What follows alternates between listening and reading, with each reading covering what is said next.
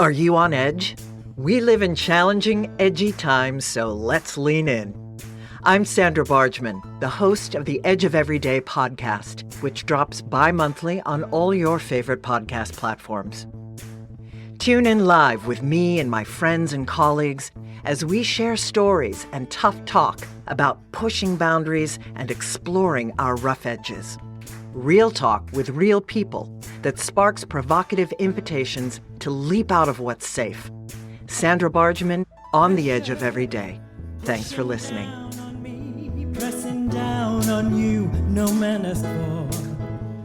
Hello, everyone. I'm Sandra Bargman, and welcome back to the Edge of Every Day, now streaming on all your favorite podcast platforms and at maximizeyou.life. Are you a change maker? Do you walk between worlds, between cultures, between systems? If you answered yes to any of these questions, the Edge of Every Day is the place for you. In a nutshell, this podcast is about pushing boundaries and exploring rough edges. Through conversations and shared stories with friends and colleagues, it's my hope that we can begin to understand our edges. And what I mean by edges is those places where we are fearful, those places where we are resistant to change, those places where paradox and contradicting identities live in our beliefs and in our understandings, both individually and collectively. We live in edgy, challenging times. We cannot keep looking away from the ugly, from the difficult, and silence is no longer an option. Life isn't black or white, it's both, and I want to talk about that. I want to face the tension of paradox, and I want to engage in the hard conversations. I want to explore the rough edges between our light-filled brilliance and our dark, shadowy corners, because the more we recognize our own edges and get real about them, the more we can help others to do the same. And that, I fully believe, can help to change the world. So, thanks for tuning in. Today, we are live in the hive with Brian Gorman, maverick leadership coach and author of Leading into the Age of Wisdom, Reimagining the Future of Work. Brian writes, when hierarchies falter, networks and circles emerge. When loyalty contracts dissolve, people seek belonging and purpose. When change accelerates, organizations must cultivate adaptability and rhythm.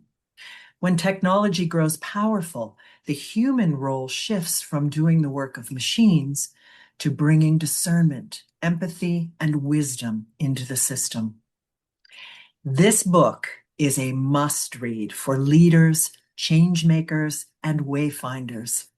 As we witness the collapse of institutions and systems both nationally and globally in real time, media, finance, education, religion, etc., alongside the meteoric rise of artificial intelligence technology, organizations, corporations, and work life have been called to evolve. And to meet these fast-changing times, leadership has been called to evolve as well. As Klaus Schwab writes in The Fourth Industrial Evolution, the changes are so profound that from the perspective of human history, there's never been a time of greater promise or greater peril. In this episode, we'll explore these questions. Is our dystopian view that AI is replacing humankind true or false? What is the relationship between storytelling, change, and wisdom? And a reflection question from Brian's book that I loved.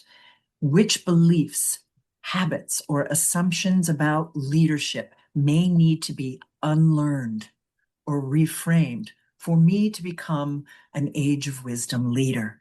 Love that. So excited for this conversation, but before we dive in, let me share Brian's bio. Brian Gorman is a change leadership expert, trusted advisor, coach, speaker, and circle keeper to executives and organizations navigating disruption, With decades of experience guiding leaders through transformation, he integrates neuroscience, storytelling, and collective wisdom practices to help organizations thrive in complexity. He's coached hundreds of leaders globally and is known for his ability to blend head, heart, and gut in practical ways that inspire action and sustain change.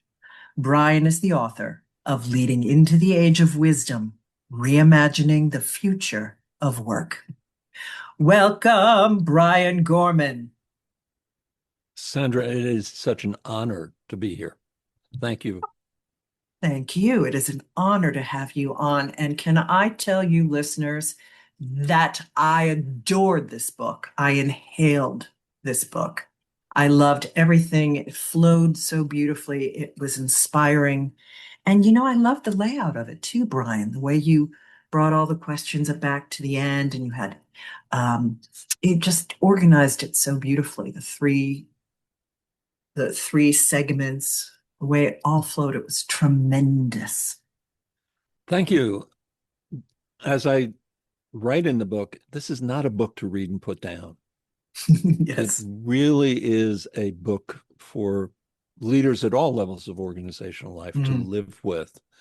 And so as I was putting it all together, each chapter ends with questions for reflection. Yeah. And I invite the reader to not only reflect on those questions themselves, but bring them to others in their organization to reflect on. But again, as I was bringing it all together, I realized if those questions just sit at the end of the chapter, they're not really all that accessible once the reader has completed the book. And so they are among the things that I pulled them all together again in the appendix. Yeah, no, it's fantastic.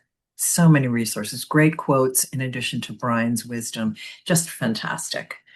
So I love to tell my listeners how I know my guests, and I had the great good pleasure of meeting Brian. Finally, I knew him and had seen him through our Edgewalker community, and I'd seen him in cafes.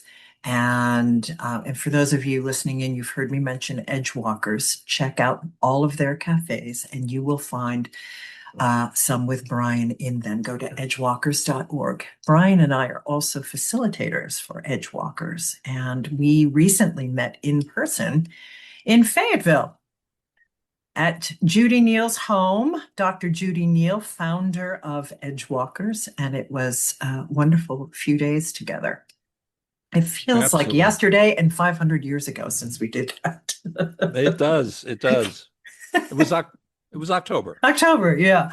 Well, kind of like what you talk about in your book about, change. Change is speeding up, time is speeding up, things are warping, turning into circles and spirals, out of linear. Yeah. I can't wait to get into all of that, but I'm going to ask you first what I ask all of my guests. What identity do you lead with? What identity do you, Brian Gorman, lead with? My honest identity. Say it again, you're what? You're My honest identity. honest. Yeah. Excellent. I love that answer. I am many, many things, if you will. Indeed. You name them. And none of them have any credibility if I'm not the one that shows up. Right. Love that. Indeed, we talk about masks as identity and all the different roles we play and how we can be so attached to those identities. So to just show up as your honest, real self, and step into whatever is called for. It's beautiful. Just beautiful. Okay, so let's dive in, my friend. So is our dystopian view of the world that AI is going to take over humankind true or false? I mean, we know it can't be one or the other. And I'm sure you will give a great explanation about Yeah. that. Walk us through that and walk us through what's the difference between intelligence and wisdom. So the answer of to the question is that dystopian view of where we're heading, true or false, is yes. We are at or very close to a tipping point that will take us in one direction or the other. This book came out of hearing that voice that said AI will replace factory workers, AI will replace frontline white collar workers, and a tech CEO saying AI will replace me. And in my gut, something said, there's something wrong here. Is this inevitable? And what aren't we talking about? Mm. And as I began to reflect on that, and actually, let me back up, Sandra. Mm. One of my superpowers is looking a little bit over the horizon. Like a good edge walker. And by 2021, when we were experiencing what I call the Great Reflection, most people refer to as the Great Resignation, I started saying out loud, we are on the verge of the equivalent of the Industrial Revolution. I felt AI pushed us even further in that direction. And then as I began to reflect on this, I realized that AI has some incredible power. AI can level the playing field for anyone who has access in terms of our intelligence. It doesn't matter what my IQ is anymore. And there is something that each of us uniquely carries that AI doesn't have, and that's wisdom. The simplest definition I have comes from a conversation about the difference with ChatGPT. And ChatGPT said, artificial intelligence can tell you how to do anything. Wisdom will tell you whether or not to do it. Wisdom is discernment. Wisdom is judgment. Um, for just a very quick and simple and easy business example, intelligence may tell us to launch a new product that we have in the pipeline. And when we sit down and we think about the impact of that product on people, on communities, on nations, our ethical sense tells us no. While this would be a profitable product, while this would raise our share, our stock value in the market, ethically, this is the wrong thing to do. That's wisdom. Of course, question is whether or not corporations choose to follow that advice, which goes back to are we going to evolve, and is it going to be dystopian, to your point? I loved your quote here when you in your book, you said intelligence, that chat GPT, when you ask that, intelligence solves problems, wisdom sees patterns, intelligence informs decisions, wisdom guides them. Leadership today demands both, but it's wisdom that keeps us human. I so loved that. Yeah. So, you know, I was telling somebody recently that I was having you on the show, and how much I was looking forward to it. And this is someone who was somewhat afraid and unsure about AI. And And I asked them, well, what do you think wisdom is? And what they could come up with was really just someone who gives good advice, someone who's had great experience. And I shouldn't say all that they come up with, but it didn't seem to be a full understanding to, well, it didn't seem, of course, it wasn't a full understanding of wisdom. Um, so talk to us, get a little more deep into what you talk about with wisdom. I mean, in the leadership, in the age of wisdom, what do leaders need to be developing in the age of wisdom? I recently wrote a paper in the last 6 weeks, I think, titled Lessons from the Steam Engine, AI Leadership in the Age of Wisdom. If we go back, and my background is, my undergraduate degree is cultural anthropology. If we take that lens and look back at the invention of the steam engine and how that impacted society, how that the economic impact, the cultural impact, there are some tremendous lessons that we can learn.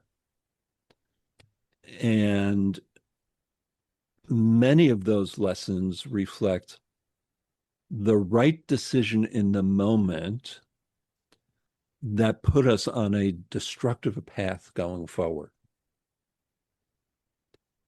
Wisdom, again, is learning those lessons as we make our decisions with artificial intelligence.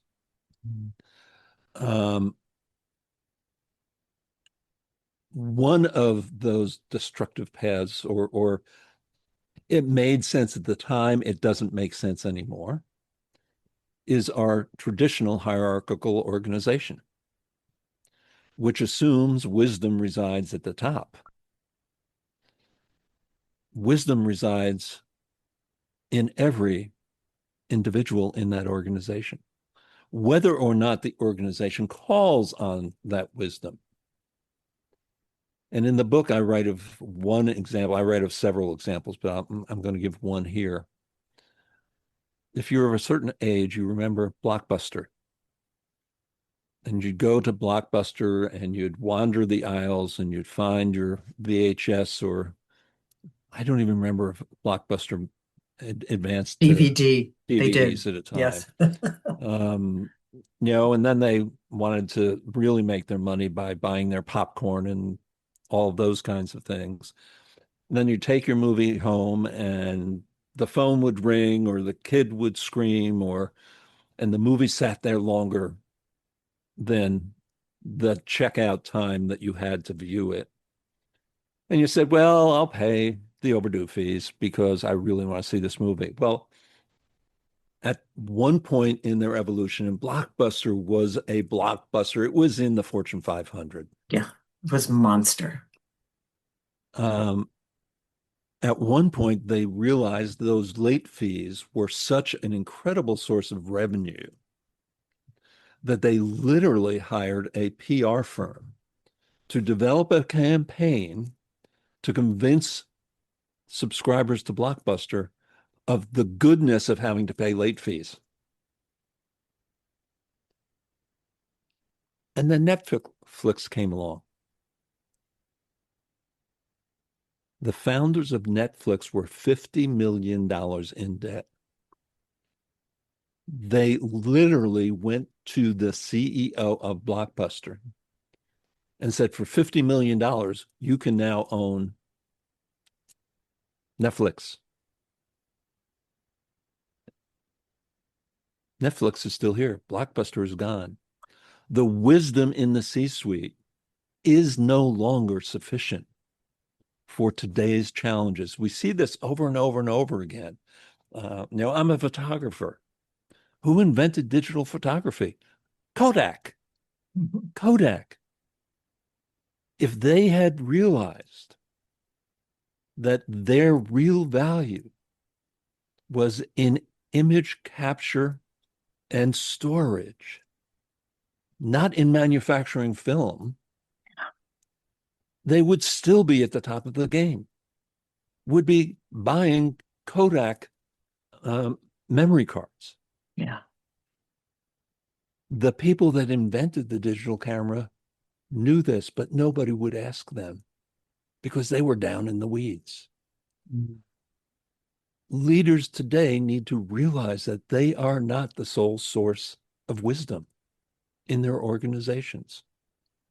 And I'll give you just one more example. And this I learned within the last month. And I'm going to wait until Sandra finishes sipping her water. The octopus has 9 brains. There is a central brain that is about 30% of its brain power. Each tentacle has its own independently functioning brain. And each of those 8 brains coordinates and stays aligned through what's called a neural necklace. Great book. I'm actually having one of the authors on my podcast next month. AI and the Octopus Organization. They argue, and I don't use the octopus metaphor, but talk about the same thing in terms of networked organizations.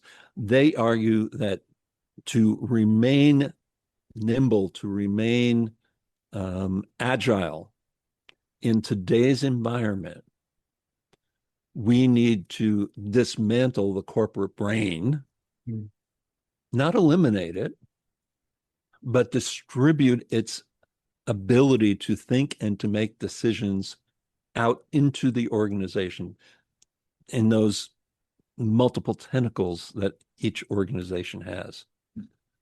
That's where wisdom needs to start. AI can provide that neural network necklace. AI can help ensure alignment, but AI can't make the decisions. Yeah. I love that the octopus makes me think of the Octopus Teacher, the movie, which is where I learned 9 brains. And it makes me think of you with the mind brain, the heart brain, and the gut brain that you weave together so deliciously in the book. But the thing that I want to move into next, not again, is I couldn't help but the entire time I was reading the book, think about how our democracy and the systems on our planet, and quite frankly, capital patriarchy is in need of this hierarchical breakdown. I mean, you can overlay democracy on this and the hierarchy of authoritarianism and the quote unquote efficiency and the speed with which things are done, because democracy that supports DEI, that supports all the differences, that takes the viewpoints of their people into account, takes much more time, takes much more patience. And I mean, the wisdom that you lay out and the leadership skills are all of the skills that we need in our political landscape, around the world. I mean, and that's what we're seeing emerging. But I mean, I couldn't not think about democracy while reading your book. And so what are your thoughts on that? In all candor, that's not a lens that I have specifically brought to my own thinking. Oh, But I think you raised some important points, and I want to pick up on one. You mentioned DEI, yeah. and I talk about DEI in the book, not in terms of DEI alone, because diversity, equity, and inclusion are the levers, but they're the levers to achieve belonging. Indeed. And in the book, I talk about the fact that belonging is neither politically correct nor politically incorrect. Belonging is a strategic imperative. Because if I work for you, Sandra, and I don't feel like I belong, even if I feel like I can fit in, Be different. you're not going to get the best from me. Mm-hmm. You are not going to get the best from me. If I don't feel like I belong, I'm not sure how much I can trust you. And if I'm not sure how much I can trust you, I'm not sure what I am going to reveal to you, what I'm going to share with you.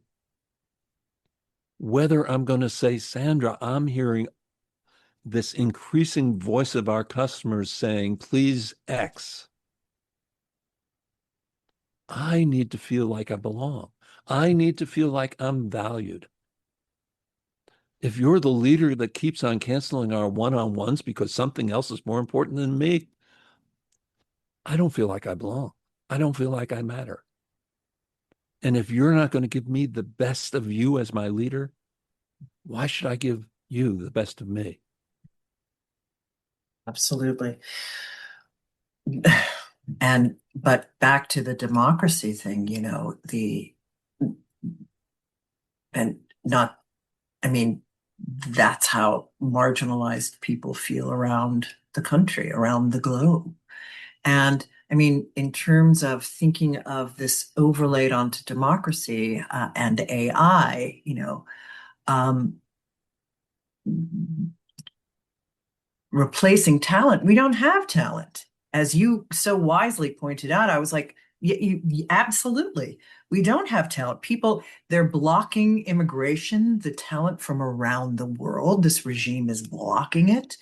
Um, there's a low birth rate. Women are not, if you're going to take away my rights, I'm not going to, agency over my body. We're not going to go there. We're not having babies. Thank you very much. Um, so this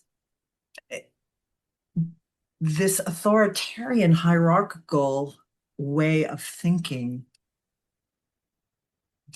yeah, I just couldn't help but think about how patriarchy at the top as the umbrella, the overarching thing, that corporations, that capitalism, that all of our systems plug into need the overlay of the wisdom leader and your wisdom circles and the reconnection to bringing people back into the conversation, back into sharing their wisdom, back into let's take a consensus here.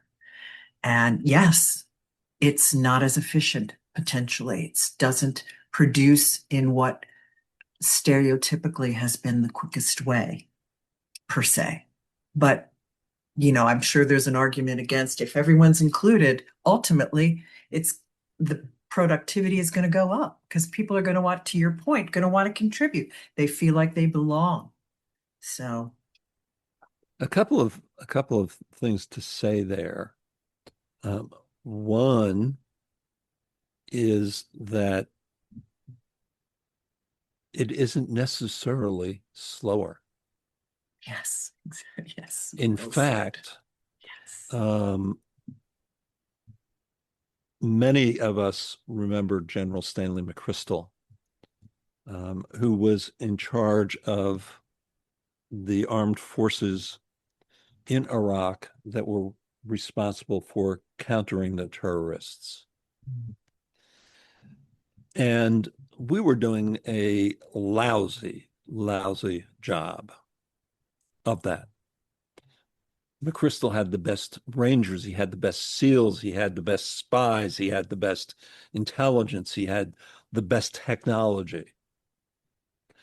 And I would get information from my sources and I would feed it up my chain of command and they would feed it across the upper echelons of the chain of command, and they would decide what some other chain of command should take action to counter the terrorist activity. And by then, another installation was bombed, or another suicide bomber had taken the lives of people in the town square or whatever. And McChrystal, now remember, this is the US military, our traditional, as we think about it, hierarchy of hierarchies. Oh yeah. Which please insert real quick why you know this, that you were, how you know this. Weave that in. Yeah, I'll come back to that. I'll Great. come back to that at the end. McChrystal established a whole new way of functioning called team of teams, and it was the equivalent of the octopus's brains. Yes. If I have this intelligence, there are a few of us who might figure out what resources we need to take action. And we bring that together. We inform, not ask permission, of the higher ups. We are in line with the mission. We're clear on the intent of why we are all here. We know best what's happening on the ground. We make the decision, we take the action, and we win it this time. Decentralizing power, decentralizing decision-making.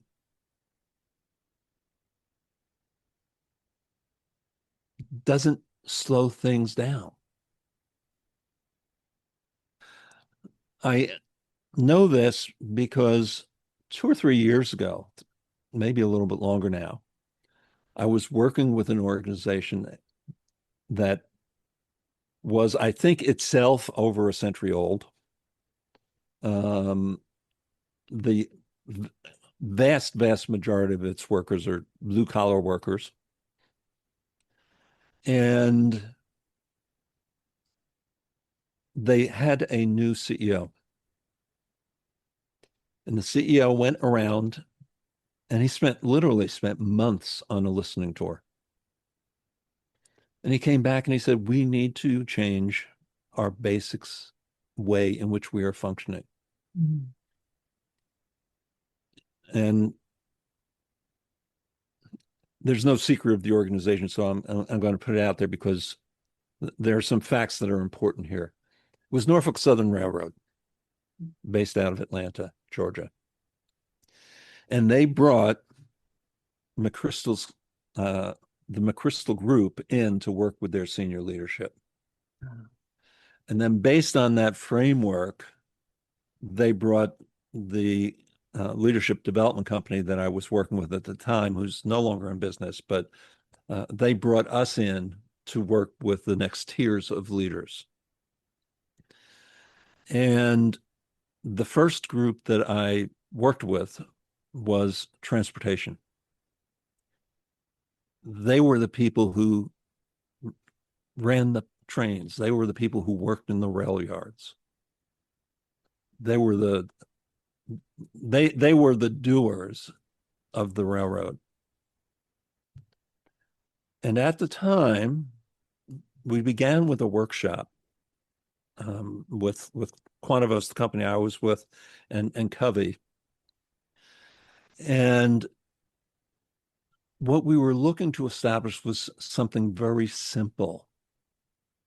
These are the behaviors we need to start in order to become a team of teams division. These are the behaviors we need to stop. And I will never forget, in that workshop, one of the people was asked, how do you respond in crisis? And he said, we circle the wagons and shoot inward. Think about that. We circle the wagons and shoot inward. It's their fault. It's their fault. It's not me. It's someone else.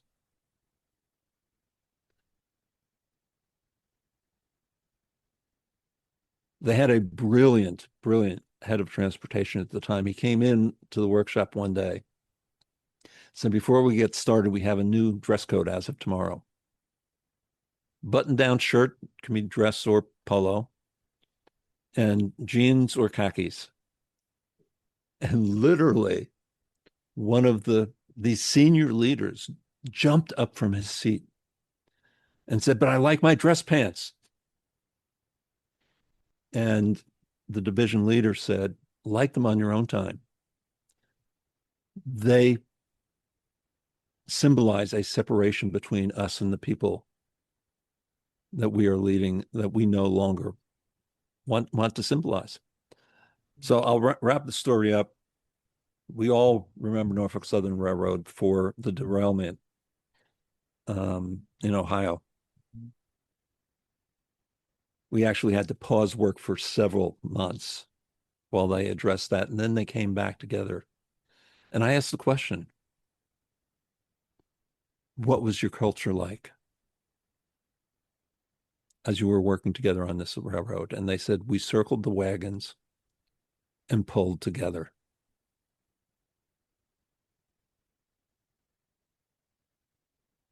Team of teams. Beautiful. It's a great story and great evolution. Well, I wanted to talk about your wisdom circles and I wanted to share with our listeners how you recognized and gravitated to your understanding that you were comfortable, may not be the proper word, but that you wanted to explore change, that you were someone who sought out change, who was comfortable with the understanding of change. So now we have to go back to 1967. I know. I've heard this story and I love it. I was 17 years old, an Eagle Scout, and a freshman at Syracuse University, and I was also an introvert. And I had decided that when I went to college, I was going to change how I showed up in the world. So I joined a fraternity. I joined Alpha Phi Omega, which was the national service fraternity. We didn't have a house. We had an office on the fourth floor of the men's gym. And instead of partying, I volunteered to do youth work on the nearby Onondaga Reservation. Mm-hmm. I quickly learned that the university's portrayal of its mascot was racist and xenophobic. The mascot was the Saltine Warrior, a Native American figure, portrayed by Caucasian fraternity brothers dressed up like Hollywood Indians and running around as if they were, and sometimes, even though at least my freshman year alcohol wasn't allowed on campus, actually being drunk. And I tried for my 4 years of undergraduate time at Syracuse to get them to change the mascot. They didn't. It took the Onondaga Nation, I think, another 6 years after that. But this spark in me about change was ignited and has flowed through every aspect of my life ever since. Yeah. So good. I was born in Syracuse, Brian. I was right down the road, little me, right down the road while you were going through all of this. So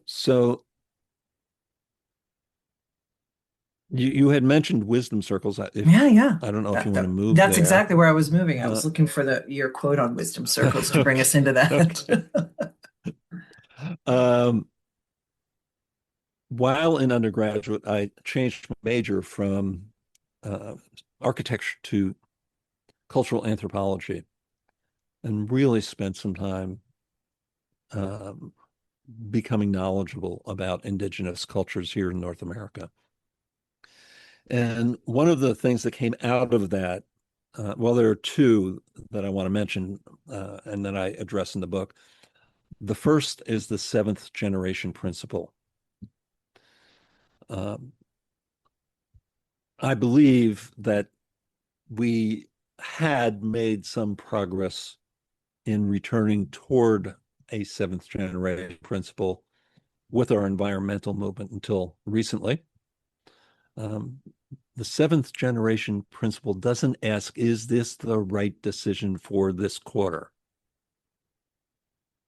It asks, what will be the impact of this decision over the next 7 generations? We're talking about long-term sustainability. We're talking about long-term survival. And that becomes a really good question for which way we go with AI. The other thing I learned about were wisdom circles, and wisdom circles appear in indigenous cultures globally. For most people, the best analogy I can make is that wisdom circles are the being equivalent of masterminds. We don't come together in a wisdom circle to solve a problem. We don't come together in a wisdom circle to hash out a project plan. We come to a wisdom circle to nurture our own wisdom and the collective wisdom of others. We develop wisdom from one another. We share our wisdom. I was just talking with someone else about wisdom circles before we got together this afternoon. And he said, how do you come up with your topic? And I said, I have a list of, right now, hundreds of topics that we all might become wiser about. And I have recently begun offering complimentary wisdom circles. And so just to name a few, our first wisdom circle that I offered right before the holidays was building and sustaining energy. How do we build and sustain our physical, mental, emotional, and spiritual energy? Our work is not done through time, it's done through energy. And so if we individually and collectively can get better at energy management, we'll get much better at getting our work done. Wisdom Circle a couple of weeks ago focused on trust. How do we build and sustain trust? How do we be better at trusting and being trusted? Have a circle coming up on Saturday on restraint as responsibility. In this age when we're being pushed to make decisions faster, take more action, take quicker action, restraint takes on increasing importance.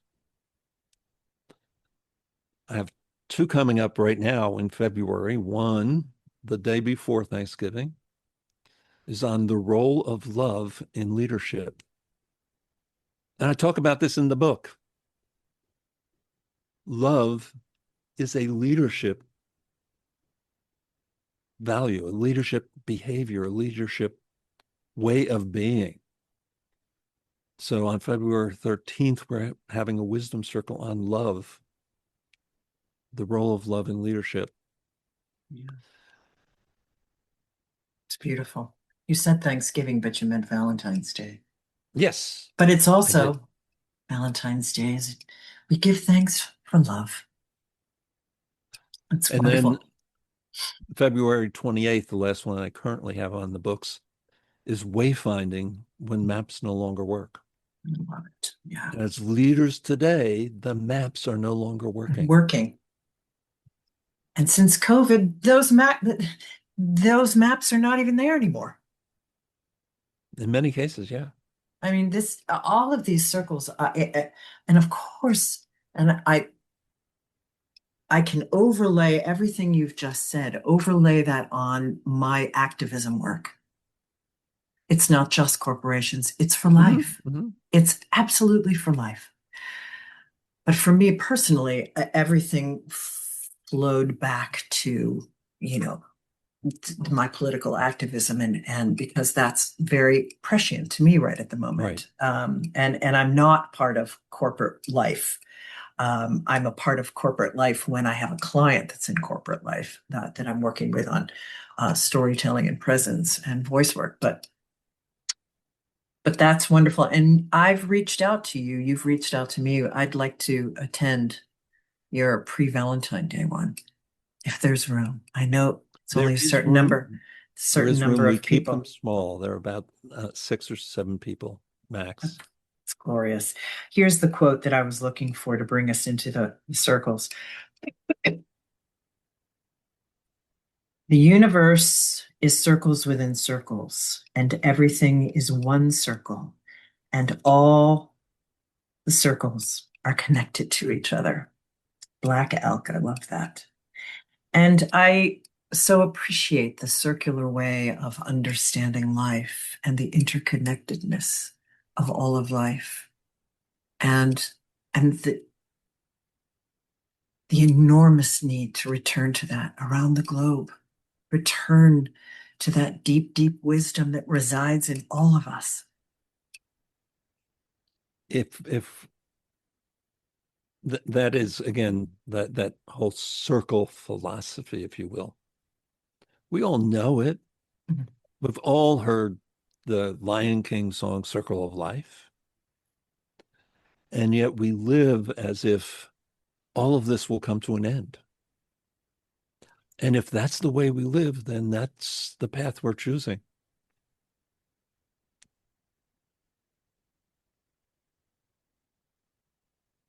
And so it is. Well, Brian, I'm looking at the time, and this has been such an incredible conversation. I thank you so much for joining me on the Edge of Everyday podcast and sharing your wisdom and your leadership and your inspiration and your presence. It's so deliciously grounded, and your stories. I have a million more questions. We'll have to have you back. But for now, where can our guests find you? I mean, where can our So listeners find you? obviously, I'm on LinkedIn. Mm, My website is transforminglives.coach. And my email is Brian, Brian, at transforminglives.coach. wonderful. And check out Brian's podcast, Conversations with a Q. Conversations with a Q. I listened to a few of those in doing my research on you, and I so enjoyed them. Thank you. Yeah. Well, we're going to close out, folks, with a wonderful thought, prayer, understanding of life that is in Brian's book. I'm going to ask him to read it as our closing out ceremony. Thank you. Just for context, ChatGPT, primarily ChatGPT, was my research assistant and my brainstorming partner throughout the writing of the book. And as I reached, and I'm reading this from the afterword, as I reached the end of completing the first draft of the manuscript, I asked ChatGPT for a closing reflection. It appears below. I believe it is a beautiful example of the heart of the book. AI was able to capture simply and eloquently the key messages of leading into the age of wisdom. But only you and your wisdom circles can fully understand the message. Only you and your wisdom circles can draw from the intelligence of AI and discern which parts of this reflection are most relevant to your journey in this moment. Only you and your wisdom circles can truly experience what it means to lead into the age of wisdom. And so here is that reflection. May you lead with courage when the path is unclear. May you listen for what wants to emerge, even in the quiet. May you remember that the wisdom you seek is already within you and also among you. May your leadership be an act of love, your presence a source of grounding, and your vision a light for the path ahead. Lead not to control, but to liberate. Lead not to be followed, but to walk together. This is the work. This is the way. This is leadership in the age of wisdom. Thank you, Brian Gorman. Thank you, Sandra. And my loyal listeners, remember, you are always at the edge of the miraculous. Until we speak again, take good care. Down on you, no man has fought.